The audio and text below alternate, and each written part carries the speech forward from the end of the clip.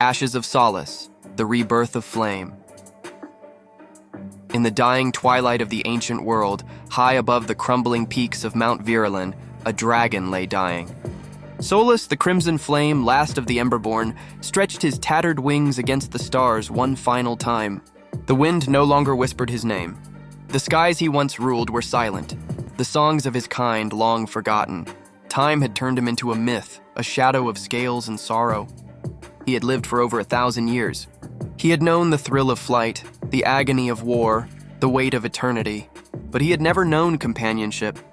Solus had dreamed once in the fiery dawn of his youth of a partner, a soul that matched his own blaze, someone who would fly beside him, burn with him, and never fade.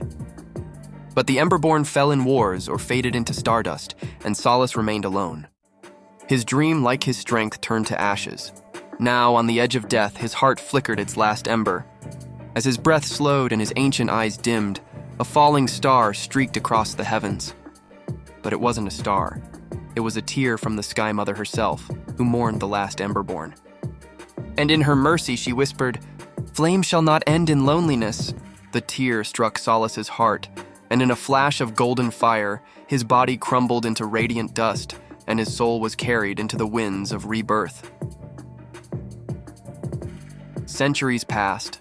In a new world, vibrant and young, a dragon egg shimmered beneath the twin moons. It pulsed with a heartbeat older than time. When it cracked, it released a dragon unlike any other.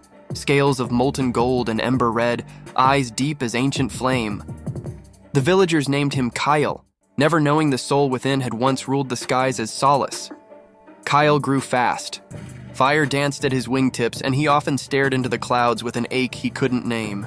Memories came in dreams, of wars, mountains, and most of all, of a longing. A dream unfinished. Then one night, under the eclipse, Kale heard it, a song. Not of wind or war, but of flame. Pure, familiar. He followed it to the obsidian cliffs, where he found another dragon, not large but graceful, with silver scales like moonlit frost and eyes that sparked with starlight. Two souls once lost, now reunited. She too had been reborn, a dreamer, alone in her past life, wishing for someone who could truly understand her fire.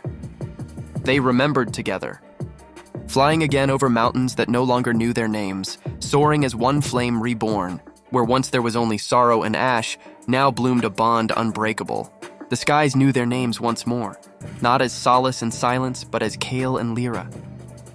From the ashes of loneliness, the fire of love rose eternal, and the dream once lost to time was fulfilled.